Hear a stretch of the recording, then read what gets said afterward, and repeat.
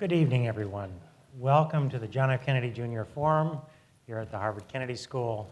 It's my great honor and pleasure to welcome you here, and you're in for a real treat.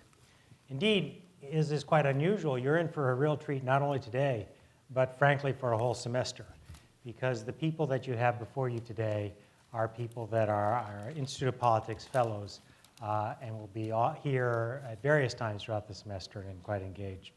I'll let others speak about them, and they will speak for themselves, but I wanted to say a couple words first about the Institute of Politics and then its director, John Culver. The Institute of Politics is really one of the great gems, not only here at the school, but of the entire university. It represents a true living memorial to John F. Kennedy and, frankly, to now Senator Kennedy, who cared so deeply about politics and public service and inspiring young people, particularly undergraduates, to do what they can do, to be what they can be, to literally ask what you can do. And so the Institute of Politics carries on these remarkable forum events. It brings in people that are folks like ourselves, like the group that are here tonight, who are fellows, but it also does a variety of study groups and other kinds of activities that truly make it a special place. So those of you that are here that have not been a part of or connected to the Institute of Politics, I strongly urge you to do so. It's a particularly welcoming place, and again, if you're an undergraduate and would love to participate in one of the various events, I really strongly encourage it. Now let me introduce John Culver, who's the interim director of the Institute of Politics. He's the ideal person to be with us tonight for a number of reasons. Senator Culver himself was once a fellow at the Institute of Politics, and his ties to Harvard run very, very deep. How deep is that? Well, in 1899, his grandfather was here at Harvard, at the Harvard Law School. And today, his grandson is here as a student at Harvard College. And in between and along the way, there have been 5 generations of Culvers here at Harvard in one form or another. His grandfather was Chester Murphy Culver. His father, William C. Culver, was in the Harvard class of 1926. His daughter, Christina Culver, was in the Harvard Divinity class of 94. Now the 5th generation of Culvers are at Harvard. The senator's grandson, Gabriel Mendola, is a first-year student in the college. Is Gabriel here tonight? I didn't think he was coming, but good. All right, well, too bad. He's missing out a great program. But Senator Culver also was quite a remarkable figure. First at Harvard here, he was a member of the football team, and it's there that he met someone who was to become his lifelong friend, Ted Kennedy. He worked as a legislative aide for Senator Kennedy before returning to the House, to his home state of Iowa, where he successfully ran for the U.S. Senate. He served 5 terms in the House before running, for the U.S. House, served 5 terms in the House before running for the Senate. And after leaving the Senate, he became a senior partner in a Washington law firm of Aaron Fox. He's been involved in politics and public service throughout his life in many, many ways. He's been on the Council of Foreign Relations, the Board of Overseers here at the university, the Presidential Library Board of Directors, the Kennedy Library, that is, William Fulbright Scholarship Board, and on and on. He's written books. He's been engaged in many ways.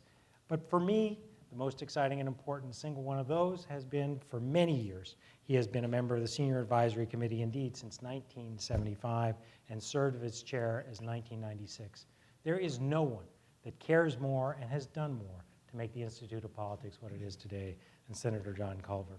So with that, let me urge you all to give a very warm welcome to John. And by the way, his wife, Mary Jane Checky, who is here. Is Mary Jane around? Well, we'll welcome her as well. But in any case, it's my privilege to turn the floor over to Senator John Culver. Welcome, John. Appreciate it, Dean. Thank you. Thank you very much, Dean Elwood, for your kind and generous introduction.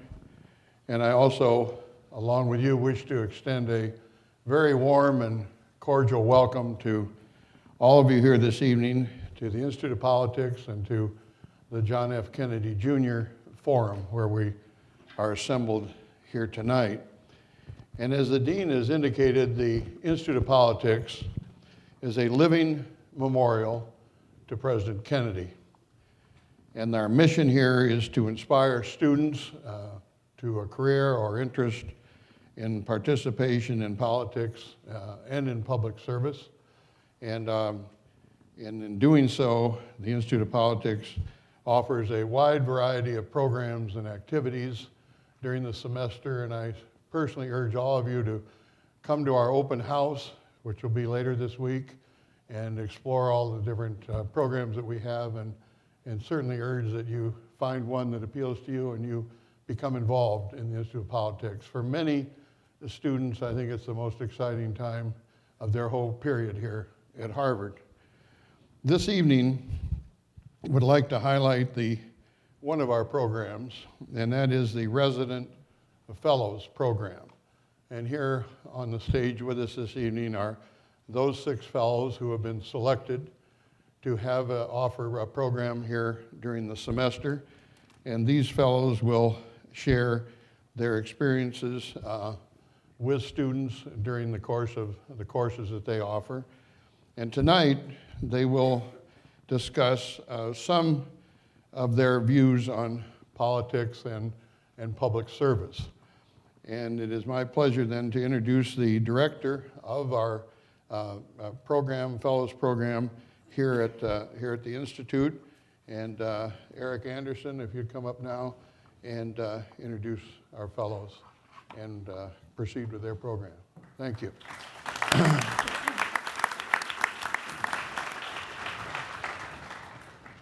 Well, thank you, Senator Culver.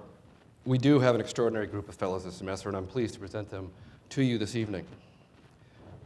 Dennis Archer served 8 years as the mayor of Detroit, and previously he was appointed the Associate Justice of the Michigan Supreme Court. Mayor Archer became the president of the American Bar Association after his term as mayor. Mayor Archer will conduct a study group this semester focused on ethics, integrity, and credibility on Thursdays at 4 p.m. at the Institute. To his left, Susan Milligan is an award-winning journalist who covered Washington, the Albany State House, and New York City Hall for State's News Service, and the New York Daily News, as well as the Boston Globe, where she most recently served as White House and national political correspondent. Susan is the co-author of Last Lion, The Fall and Rise of Ted Kennedy. Ms. Milligan will conduct a study group that focuses on the upcoming midterm elections on Tuesdays at 4 o'clock this semester at the Institute. Madame Michèle Pierre-Louis is the former Prime Minister of Haiti. She is only the second woman to hold this position. Prime Minister Pierre-Louis, also served as the Minister of Justice and Public Security. Since 1995, she has directed the Knowledge and Freedom Foundation in Port-au-Prince, Haiti. The Prime Minister will conduct a study group on the challenge of the so-called failed state and the future of Haiti, Wednesdays at 4 p.m. at the Institute of Politics. To her left, Ophir Pines-Paz served 14 years in the Israeli Knesset, and Mr. Paz also served in the cabinet in ministerial positions under 2 prime ministers in Israel. Mr. Paz will conduct a study group on the prospects for peace in the Middle East, Tuesdays this semester at 4 p.m. at the IOP. Margaret Spellings served as U.S. Secretary of Education under President George W. Bush, where she worked with Senator Edward M. Kennedy on the No Child Left Behind Act. Previously, she served as White House Domestic Policy Advisor. Secretary Spellings will conduct a study group on the politics of education Thursdays this semester at the Institute of Politics at 4 p.m. And to the Secretary's left, John Timoney was Chief of Police of the Miami Police Department. Prior to that, he served as Police Commissioner of the Philadelphia Police Department. The majority of his career was spent as member of the New York City Police Department, where he rose through the ranks to become Deputy Commissioner. Chief Timoney will discuss this semester a study group on the politics of policing. That will be Wednesdays at 4 p.m. at the Institute of Politics. Thank you. And now I turn the program over to Senator Culver to conduct our discussion this evening. Thank you very much.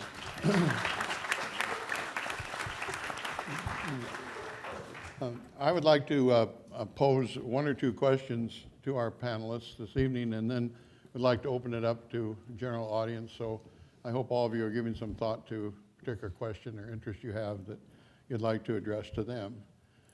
I'd like to start out with a general question to the group, and one or another of you might wish to respond.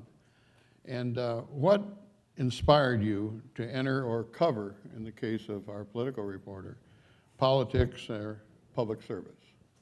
However, one of you might want to be the opener here. Senator, I think this was sort of set up alphabetically. I asked whether or not we might change that, since ever since I've been in elementary school, A's started before C's and D's, etc. So I think I'm the stuck E. Let me just say that politics is all around us in everything that we do in our daily lives, especially upon graduation and entering into the world of work.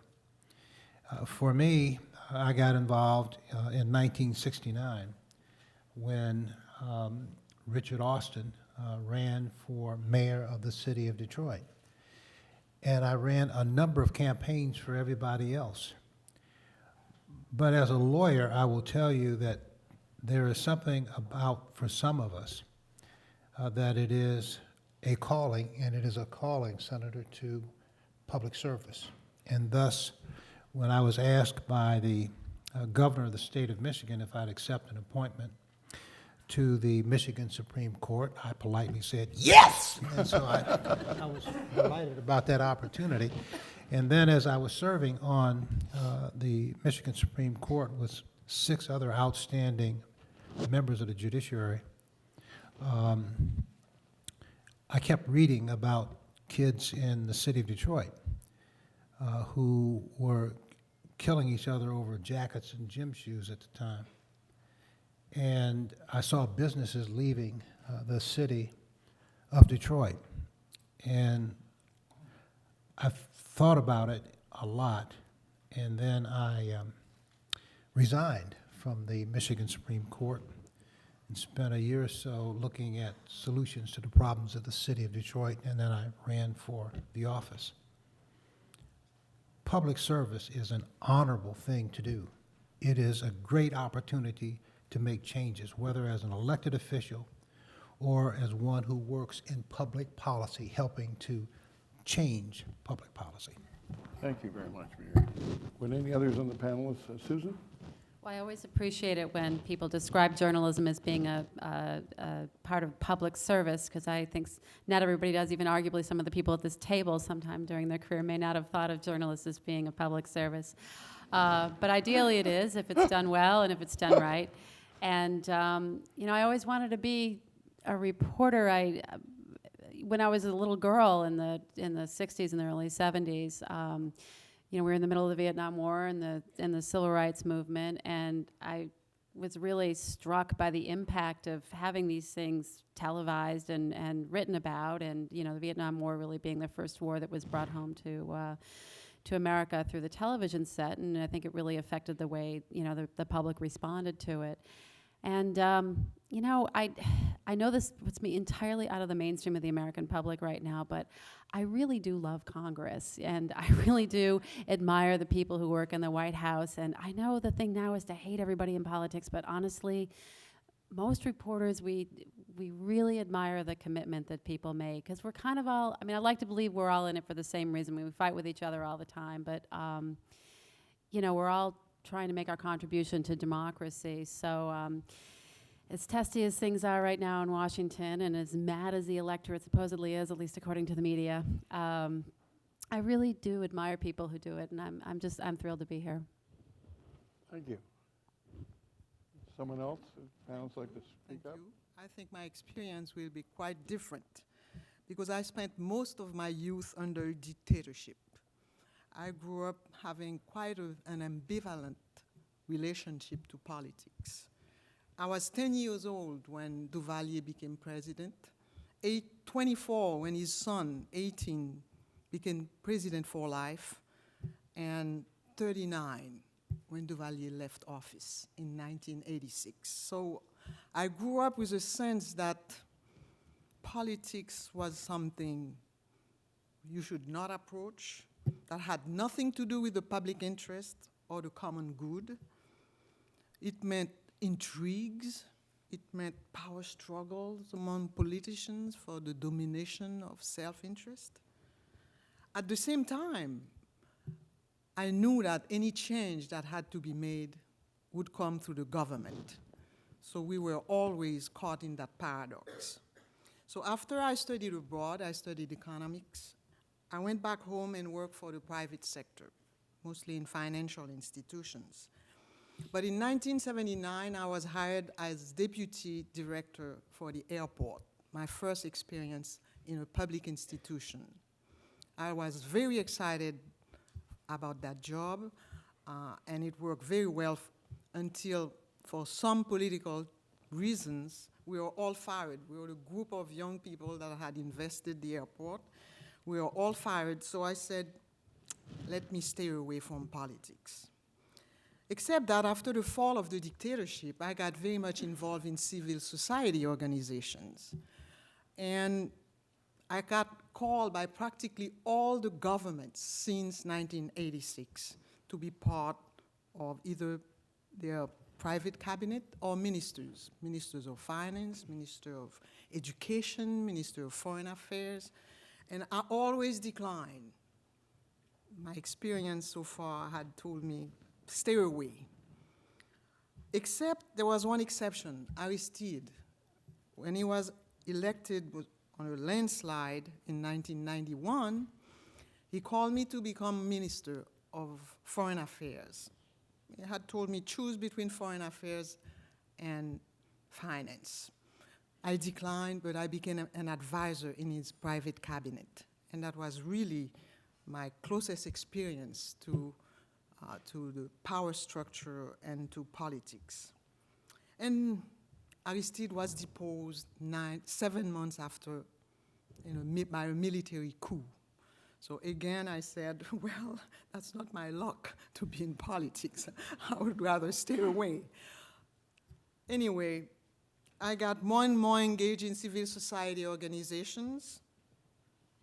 But at the same time, I realized that working at the grassroots level with communities, I was also a university teacher, therefore having a strong belief that there has to be some kind of an elite in power. And in Haiti, elite has a very bad connotation.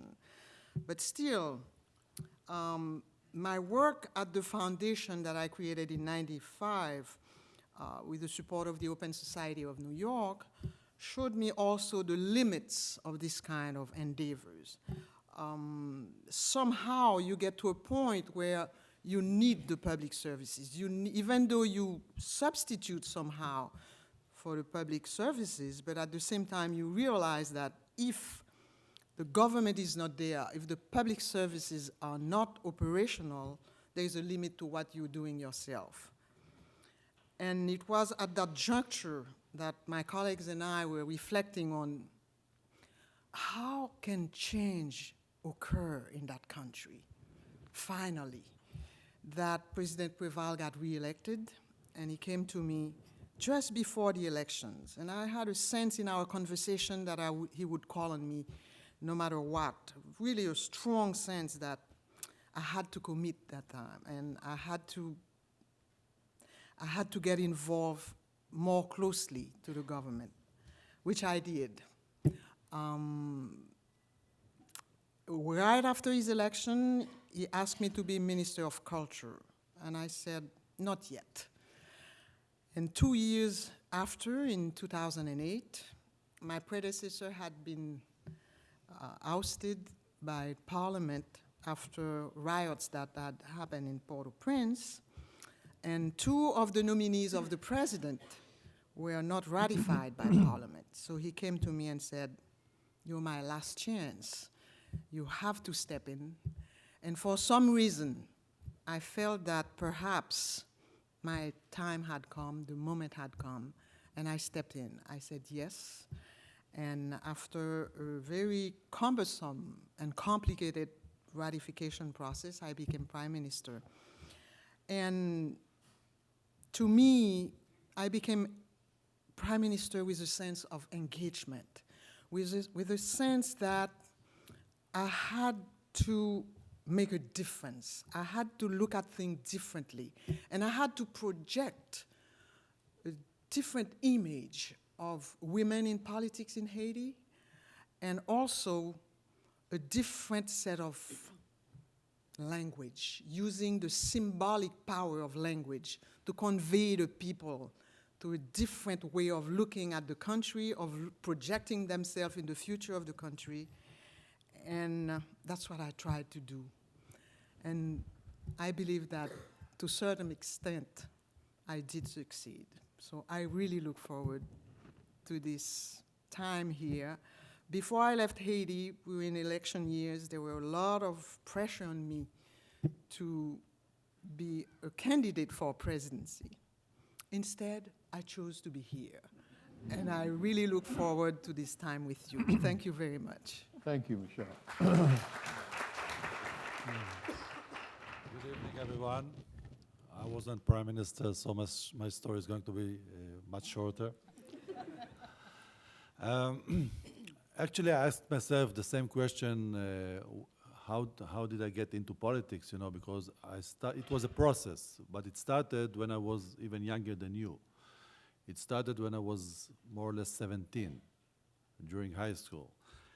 And I asked myself the same question in retrospect because I didn't get it. I didn't care. I didn't grow up in a political house. My parents were completely disconnected to politics.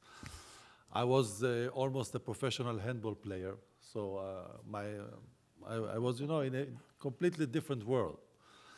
So what happens was that the Labour Party in Israel lost elections for the first time in '77. It was for the first time because they established the State of Israel, if I may say, and they were in power since day one, since 1948. So then I decided, from a reason that is unknown to me, to search and research what happened to this great party. So I started this research in high school, and I met all those people that I had to interview. By the way, one of them, Shimon Peres, is now the president of the State of Israel. And one thing led to another.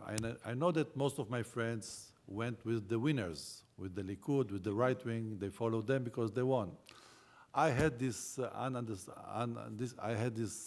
character that I'm supporting. I have sympathy to the losers. So I went with the losers.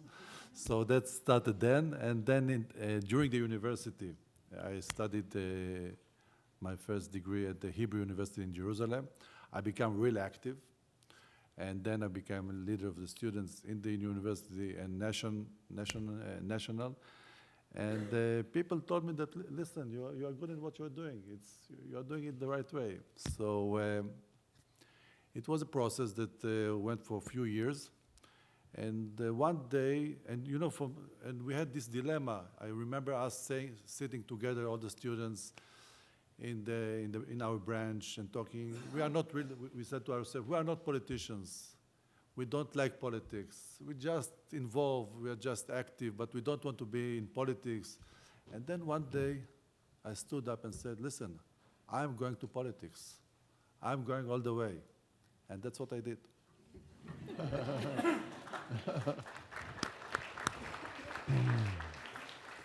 I knew I was a natural when I ran my friend Sharon Dill's campaign for 7th grade class president and came up with the winning slogan, "Vote for Sharon, she's a dilly." And she won. And I was always very interested in current events and journalism and politics. And when it came time to go to college, I was very interested in political science and journalism, and chose political science because it required the fewest number of hours to graduate. That being 120, journalism required 126 hours to get out, Susan. So I thought, I'm going to be very efficient about this. I'm the oldest of 4 girls within 5 years, and lived at home and needed to get in and out of college in an efficient way.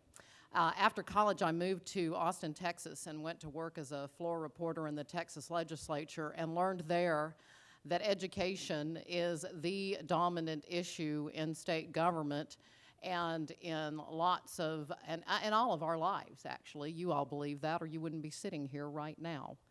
And I discovered that it is the ultimate populist issue. Everyone has an opinion on it. Everyone is an expert on it. It cuts across demographics. It was important in the mid-'80s when I became involved in it around the time of lots of school finance litigation around the country and the Nation at Risk report, which came out of the Reagan administration and is increasingly more important even to this day. So it chose me. I got there at the right time. It has been a fascinating and fabulous place to have a career, not only because you can make a contribution, which I must say I didn't come to realize so much when I was your age. I was sitting there thinking, what's going to be an interesting place for me to learn stuff and be around bright people and solve problems? I wasn't thinking I'm going to save the world. That came later. And I'm still working on it. But it is a fascinating place to learn a lot and to have a constant re-energizing of issues, of interests, of people, and that to me has been the most fascinating part of my work. And I'm thrilled to be here. As I look into the audience, my claim to fame as the Secretary of Education was I was the first mother of school children, one in college and one in high school, to serve in that post, which mainly meant I was a little bit younger than everybody else. And of course, I was a mother, which that didn't happen a lot either. But I just dropped off my own daughter, my youngest daughter, as a freshman just a couple weeks ago. So I feel right at home back to school here and look forward to meeting you and working with you this semester.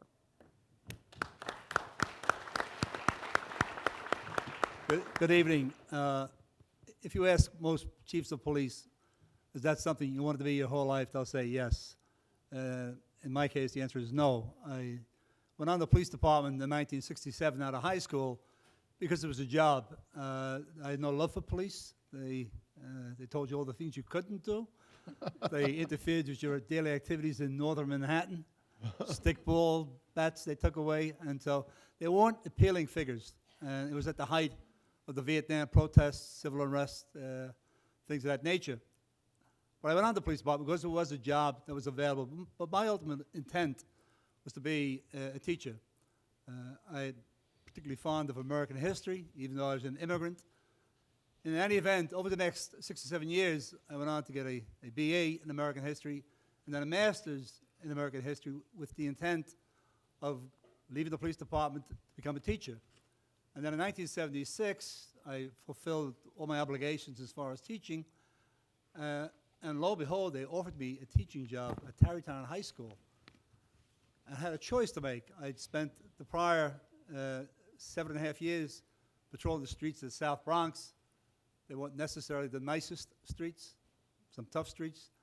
And now I could go and begin a teaching career at a suburban high school, Monday to Friday, 7 to 3, 12 o'clock at night, South Bronx, gang wars.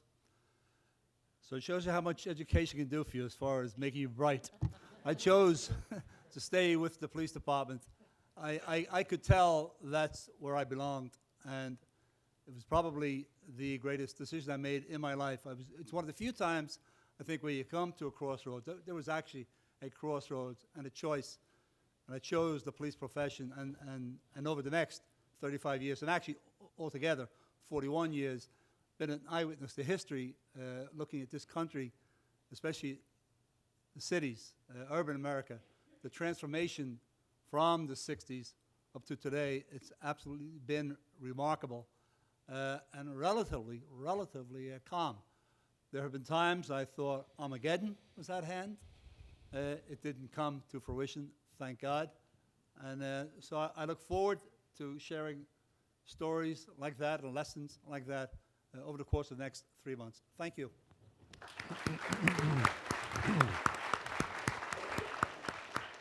Well, I wish to thank each of our fellows, and you can see what an exciting group they are and what a diverse and interesting group they are.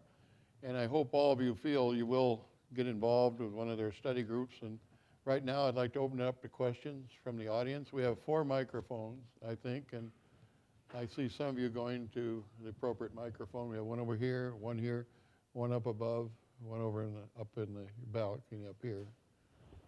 So if you want to raise your hand when you're in front of a microphone, I'll try to recognize you.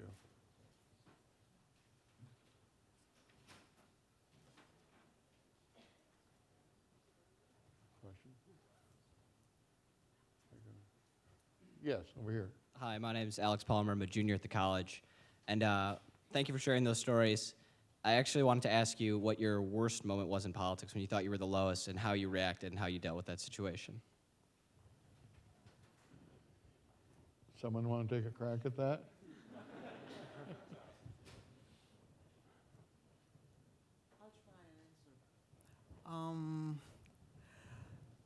In June 2009, I had made the effort to present the budget, the national budget, to Parliament, because in Haiti the budget is a law. It has to be voted by Parliament. And that was the first time since the Constitution, which was voted in 1987, that the budget was presented on constitutional date, which is June 30th, first time in the past 22 years. And Parliament was upset. The president was upset. And I thought, well, maybe my time is coming to leave office. Because if we've been through so much hard time with all the ministers, there are 18 ministers in the government, to work on the budget, to present it to Parliament so that it be voted for the first time again, it was something exceptional. And all the people who were supposed to be happy were upset about it. I started to really feel that I was living a very, very bad moment, and that the end of my term would come soon, which it did 4 months later. I've worked on some losing campaigns. The worst one being in 1982 in a Texas gubernatorial race. And when I look back, of course, it wasn't the worst thing that ever happened to me, but I was just so young, I thought it was. And when you pour your heart and soul into political campaigning, many of you are going to have the opportunity to do that. It's loads of fun. But you've got your blood, sweat, and tears in it. And if and when you lose, it's sort of heartbreaking, and you're left wandering in the wilderness looking for a job for a while, particularly in a political city like Austin, Texas, when you've been on the losing side. So that's probably my lowest moment. Certainly by no means the most significant moment in any kind of political way. Certainly there have been other low times, but just personally. I think we have another question over here on the far side. Hi. Is this working? Yep. Thank you all for being here. My name is Samantha Silverberg. I'm a first-year MPP at the Kennedy School.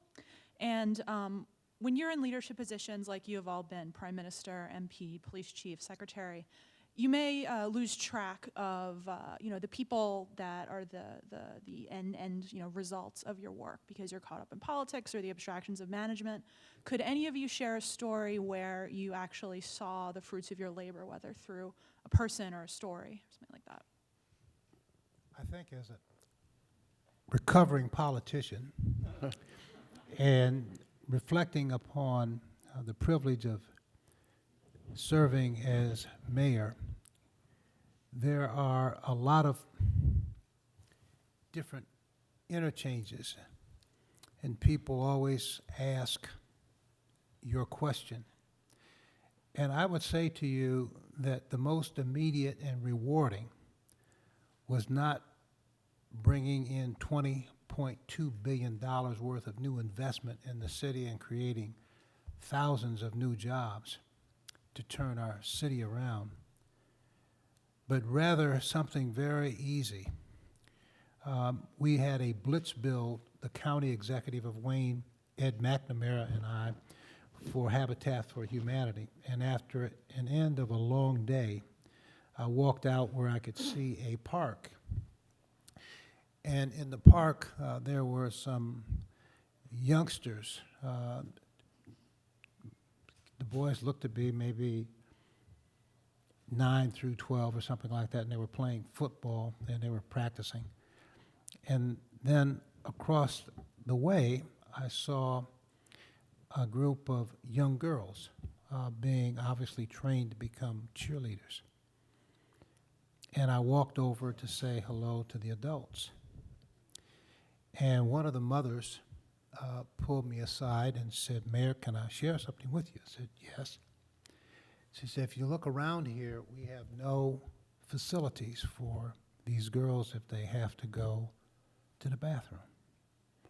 And so what some will do, they can't hold, they go over to the bushes that's there and nobody can see. Can you help us out? And I said, yes, ma'am, I can.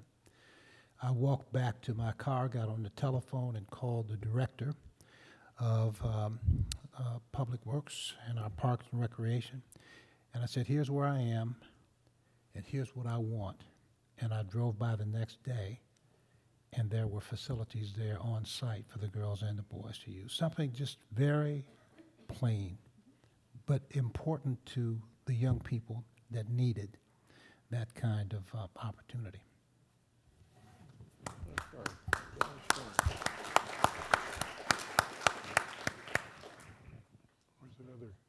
there another questioner? Over here, same phone. Hi, Jeff Solnut. I'm a junior at the college. If you could go back in time and give yourself one piece of advice to your college selves and interested in pursuing careers in public service, what piece of advice would that be? Someone like to take a I would, crack at that? I would tell you, as part of what you will come to my forum with the study group, and I invite you to come because it's going to be exciting.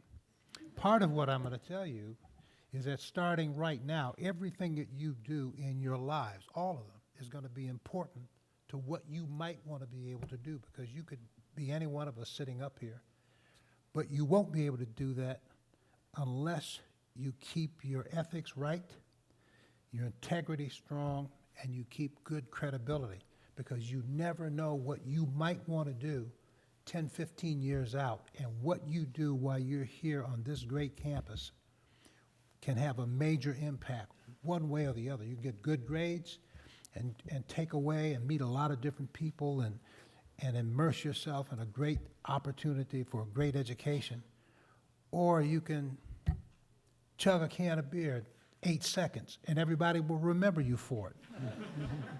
And that means that you will not be as successful as you want to be, because they'll remember, oh, that's the guy who did 8 seconds, chug a can of beer. Watch what you do. More to the point, not only will everybody remember it, but the press will find out about it and they'll write about it. I mean, they will. I mean, you know, believe me, I've scrubbed candidates and we'll find out. People, the other thing is, and you know how your mother always said, tell the truth because it's easier to remember? It's just to do what you actually think is the right thing to do, because you're always going to be able to defend it no matter what. And I've seen a lot of really good people in elected office where they're in a position where you have to make a decision that's politically unpopular and you know, could even put into question whether or not you get reelected. But you do what you think the right thing is, then you can at least live with yourself. Hi, my name is Over Jessica. here, we have a question. Hi, my name is Jessica Stein. I'm a sophomore in the college. Thank you so much for sharing your experiences with us this evening. My question is, do any of you have any models or inspirational individuals who sort of you've carried with you in your careers? Could you hear that? Someone else want to take one of the panelists want to take a shot at that? I grew up in an era where I saw on television sites that were not before me where I was living. I was born in Detroit, but I grew up in Cassopolis, Michigan, population about 1,500 people. It's about 187 miles from the city of Detroit. And I used to watch television, and this was back when the Montgomery bus boycotts with Rosa Parks, who I later represented in her life.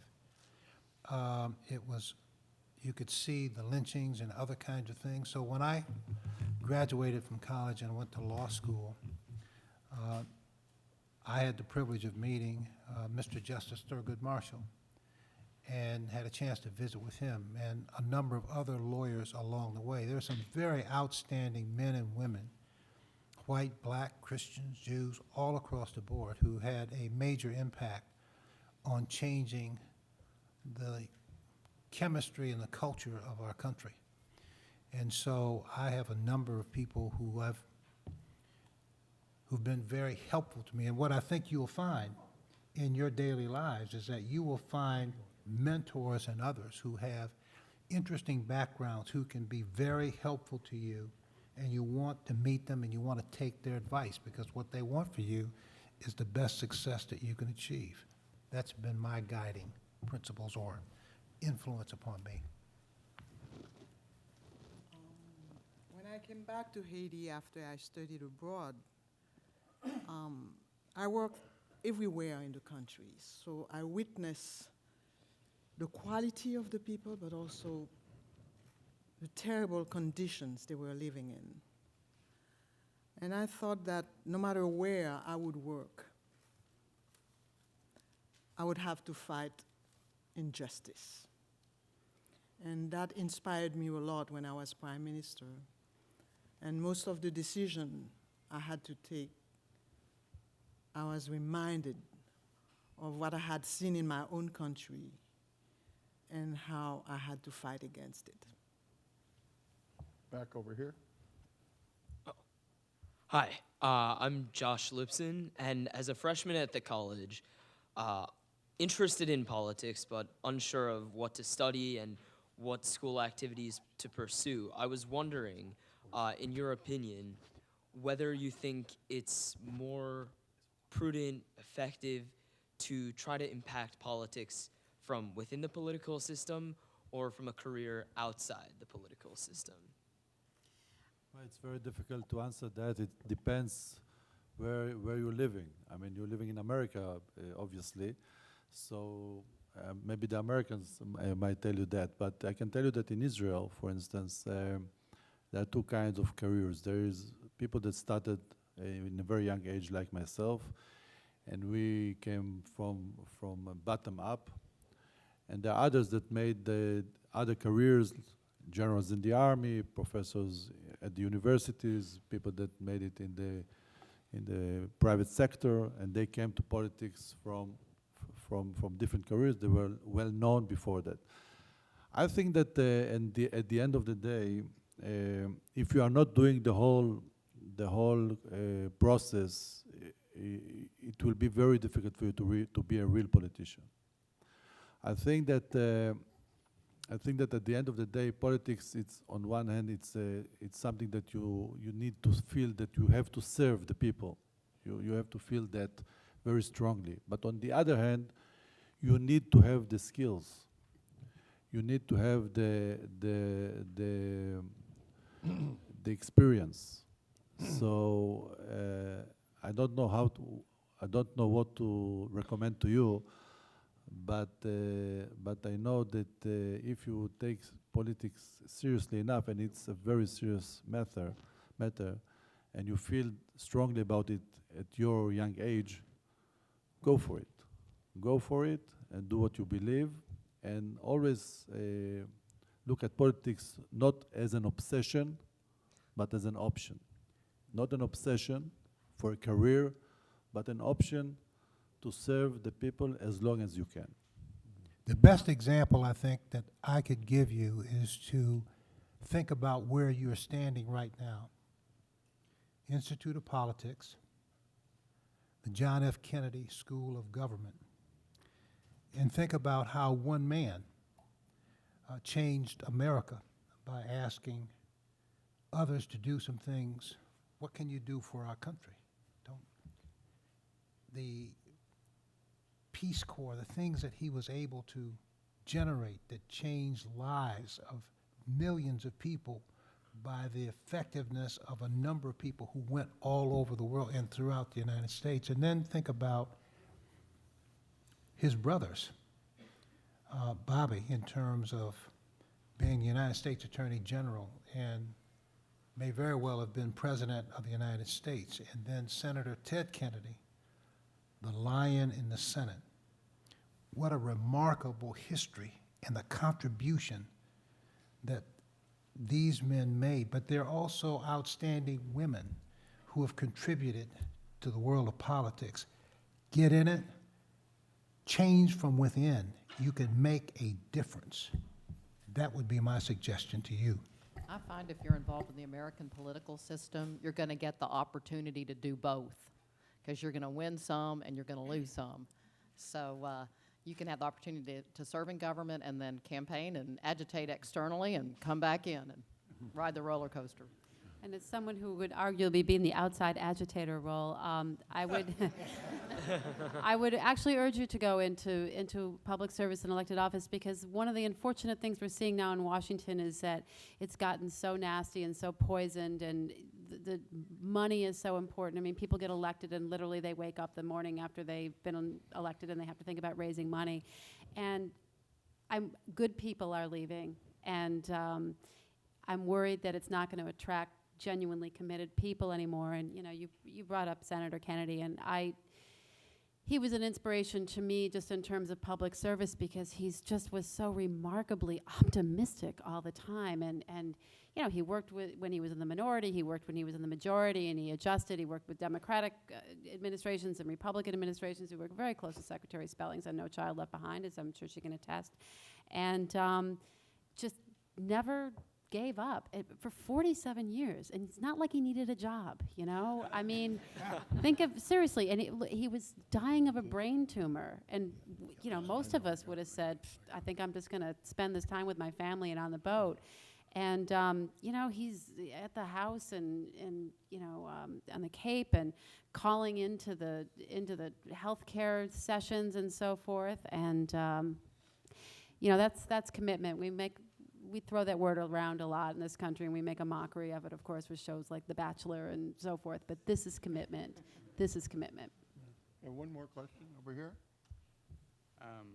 Hi, I'm Yonatan Kogan. I'm a junior at the college. And I heard Mr. Paz say that going into politics, you should always go and try and do what you believe in. And in 2.5 little years here, I've heard that sentiment said in this forum quite a few times. But I also know that at least in the American political system, there are a number of issues that if you are explicitly pro-choice, for example, and open about that, that would make it very difficult to be elected. I'm actually wondering what you guys think about in terms of when should you be very much out there in terms of this is what I believe, this is what I want, and when does it make sense, or when should you be willing to compromise or at the extreme hide those things? Someone want to take a shot at that? I mean, I don't think you compromise on an issue of deep and genuine principle, but I do think you compromise on the details of getting some larger goal done. And in fact, just to bring up Senator Kennedy again, he and I had a conversation about, 4 years ago, and talking about regrets, and he said he was sorry that they didn't do health care under Nixon when they had the chance. It was pay or play, didn't want to do it. In retrospect, he said, he should have just done it, and they could have tinkered with the details later on, instead of he wanted what he wanted at the time, and he couldn't get what he wanted, so the whole thing went by the wayside. Yeah, I think I would agree with Susan. You have to be true to yourself. But what's interesting is, and you see this all the time, while your core philosophy can't change, you'll find that how much it matters to the electorate is what changes.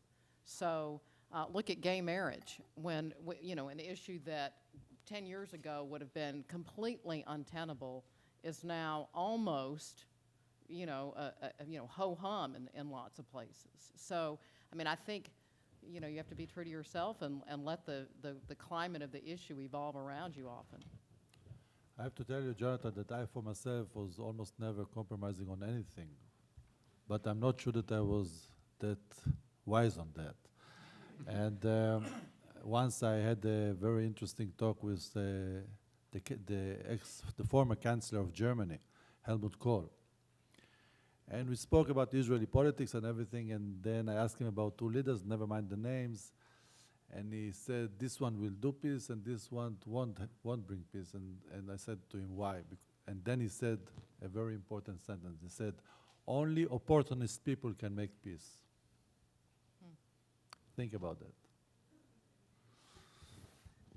Well, I wish to thank all the fellows. I think you can get some idea of what an exciting semester we have ahead of us and what really interesting study groups that they're going to chair. And I urge all of you here this evening to pick out one of the study groups and participate this semester, and I'm sure you'll find it very rewarding. I want to thank Dean very much for being here and for his leadership here at the Kennedy School. And I certainly want to thank all of you who are here tonight. The study groups, I should say, begin on September 21st. So you can come, and we have an open house here too later this week. And you're all welcome to come. And this evening for the freshmen, we have a reception upstairs. And I hope many of you can, as possible, will attend up there. And we look forward to seeing all of you in the weeks and months ahead here at the IOP and get involved in the study groups, because your participation makes them the exciting place that the Institute is, and the kind of place that Senator Kennedy envisioned when he and Jackie Kennedy and Bobby Kennedy set up the Institute many years ago. So thank you again for all being here, and we look forward to seeing you time and time again here at the IOP in the weeks ahead.